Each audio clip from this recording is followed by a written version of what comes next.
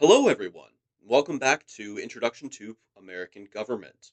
Today, we'll be talking a little bit about federalism, but more broadly about how powers are distributed across the various levels within American government. So, first off, let's discuss what is federalism. Federalism is simply the name that we give when describing the distribution of powers across the federal government and the state governments. Basically, how do they interact with one another? Now, systems of federalism, or federal systems, are contrasted with both unitary and confederal systems. In unitary systems, the federal government exerts power exclusively over the state governments. They have authority over those state governments. In contrast, confederal systems are inverted, whereby the states have authority, the states have power over the federal government. In our context, we think about this as states, but in other contexts, this might be simply subnational levels of governance here. Federal systems or systems of federalism are essentially a blending, right? There are systems where, or circumstances where the federal government has power over the states, and other areas where the states have power over the federal government. And when we think about the names dual federalism, cooperative federalism, layer cake federalism, and marble cake federalism, these are ways to describe the relationships between the state and federal governments here. Dual federalism or layer cake federalism are areas of governance whereby the requirements and the obligations, the responsibilities, the duties, etc., however you want to frame it, between the federal and state governments are very clearly delineated. There are certain areas of government where the federal governments have exclusive powers, and there are certain areas where the state governments have exclusive powers. In contrast, there is cooperative federalism or marble cake federalism. This is where the delineations between the two levels are a lot less clear. Think about something like policing, for example. Both the federal and state governments have an obligation to engage in law enforcement. There's the FBI as well as state troopers, for example. The clear lines of separation, the clear lines of delineation are a lot less clear in these areas. But the effect of these systems of marble cake federalism, or these areas of marble cake federalism, is that there's a lot more attention given to these issues, usually because those issues require that more attention. So, how do we know what areas the federal government has authority and what areas the state government has authority? Well, like many other things in American politics, it's pretty cleanly delineated in the Constitution, laid out in Article 1 and Article 2. Now, we need to discuss powers here a little bit and the different categories of powers in order to fully understand federalism.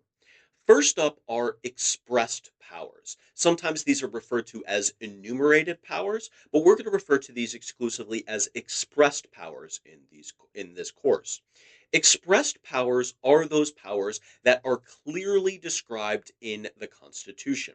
For example, the powers of the legislative branch are clearly described in Article 1, Section 8. It lays out a number of powers that are exclusively the purview of the federal legislature. Things like coining money. States themselves don't have the authority to print money or make money. Coinage is the common term for this. That is exclusively a power of the federal government. The presidency also has its own expressed powers described in Article 2. For example, the president is the commander in chief. The president, in turn, has the authority to serve as the kind of overarching authority over the armed forces of the United States. The other part of this are implied powers. These are powers that are not explicitly stated or expressed in the Constitution, but nonetheless are required for the federal government to do its job. Now, in the framers' wisdom, they put into place two clauses within the Constitution that allowed for the expressed powers to not be the limit or not be the entirety of the powers that the federal government has. When talking about the legislature, when talking about Congress, the necessary and proper clause, sometimes referred to as the elastic clause within Article 1, allows for Congress to have greater powers than those that are just solely expressed within Article 1, Section 8. These are additional powers or supplemental powers that are required in order to fulfill what is necessary and proper in order to conduct those expressed powers in Article 1, Section 8. For the president, the take care clause allows the president to claim greater authority, greater powers in service of those powers that are expressed within the Constitution. So those are expressed powers and those are implied powers. There are also concurrent powers, which, again, going back to law enforcement and marble cake federalism, this is where both the state and federal governments have overlapping authority in different areas. Think about building roads. There are obviously interstate systems, but there are a much greater number of local roads, state highways, and the like. Both the state and federal governments within this context, within this area of obligation, have powers, and thus we say they have concurrent powers. Finally, there are what are known as reserved powers. These are powers that are reserved to the state governments. As it says in Amendment 10 or the 10th Amendment, those powers not given to the federal government are reserved to the states themselves. Perhaps the most influential of these are what are known as the police powers, or the authority for state governments to legislate for the health, safety, welfare, and to a lesser extent nowadays, but in previous eras, morals of those states. This is one of the reasons why during the COVID-19 pandemic, all of the different states had differences in terms of their masking requirements, their social distancing requirements. This is a reserved power, that being the police power, that resulted in the states having the authority, not the federal government, to set public safety or public health policy during the COVID 19 pandemic. So that's the broad structure of federalism.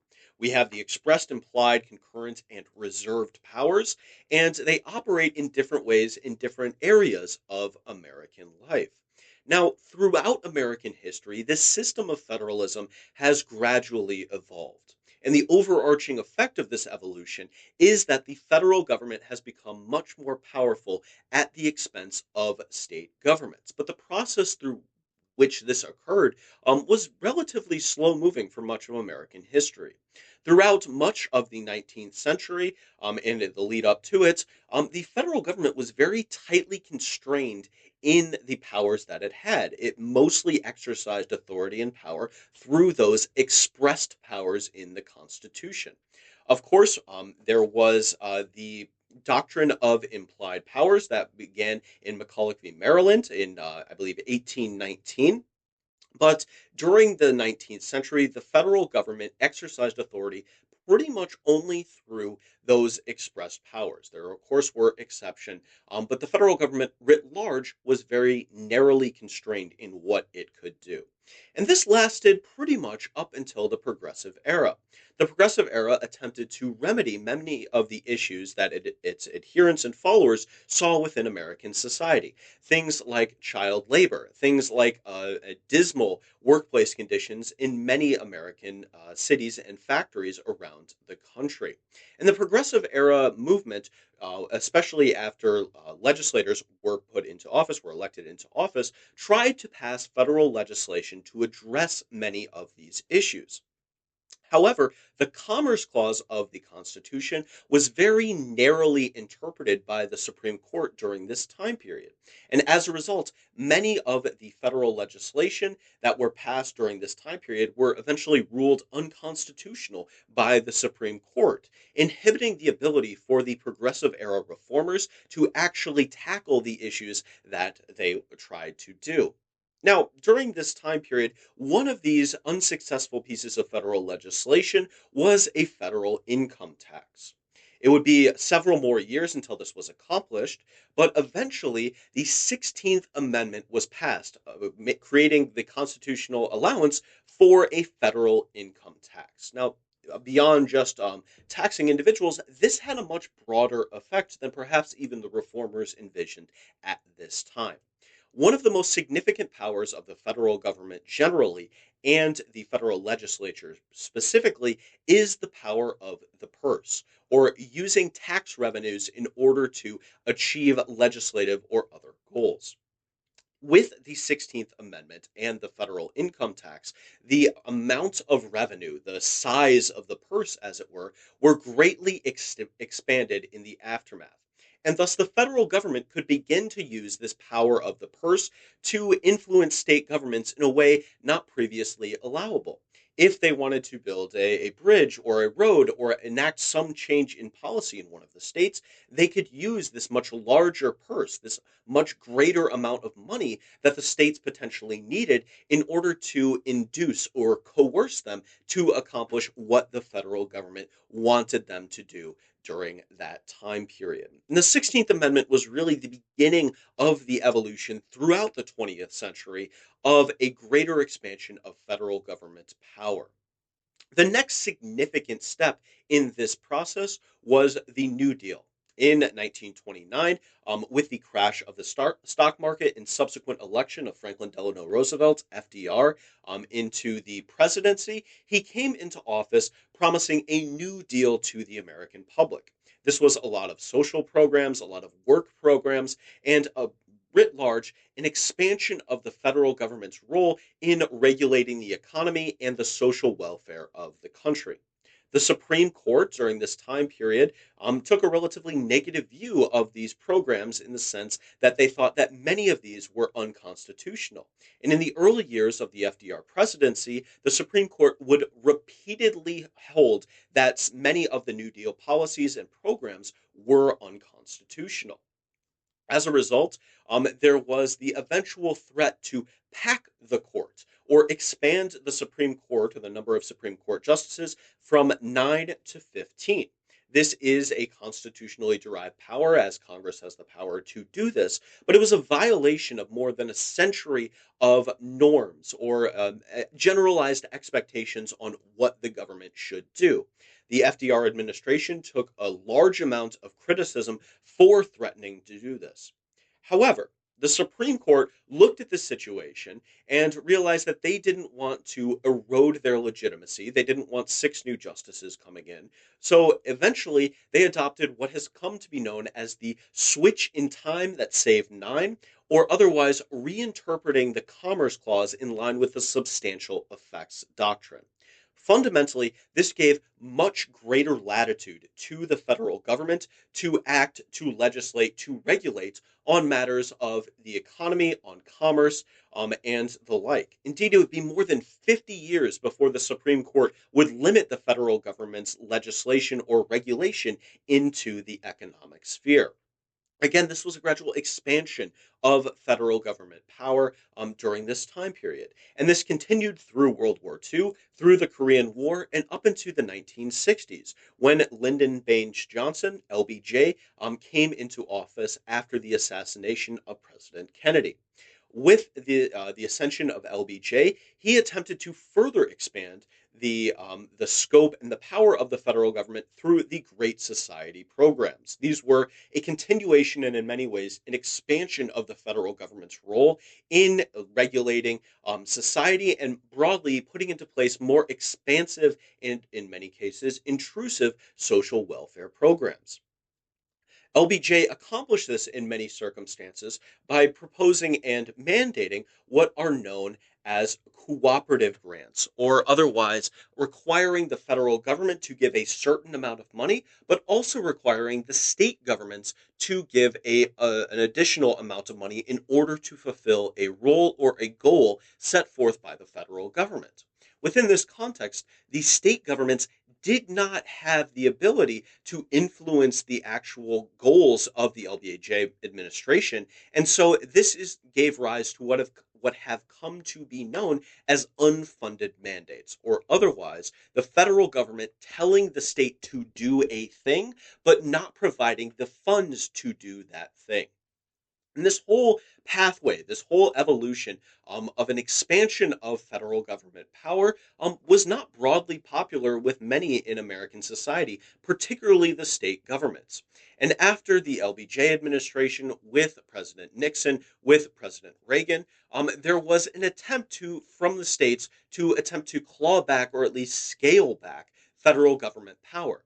This gave rise to a period of devolution, or an attempt for the state governments to regain some of the powers that had previously been ceded to the federal government. This was also the rise of home rule, the rise of block grants, granting greater discretion for the states to spend funds to accomplish goals than were previously allowed here. Fundamentally, an attempt to shift the balance of power away from the federal government back to the state governments. This was successful in some areas, but broadly unsuccessful in many others. And in subsequent years, with the war on terror and throughout the 21st century, the federal government remains the dominant actor in the state and federal government relationship. The American system of federalism has evolved for many reasons, but perhaps the most influential reason is that the American people now expect a lot more out of the federal government than people in 1800. This is broadly the result of changes in technology, in society, and many other aspects of our country. Fundamentally, the idea that the federal government would regulate education, for example, with the Department of Education, would have been unthinkable to the framers, would have been unthinkable to those in the 19th century. But that's a broadly accepted position that the federal government should, at the very least, provide some guidelines to the state on how education in this country should take place. So those are kind of the broader or otherwise a bit more complicated topics within federalism. The textbook does a really good job at explaining how this system works, so be sure to read these sections carefully. That's all I have for you today. Enjoy the rest of your day, and I will see you next time.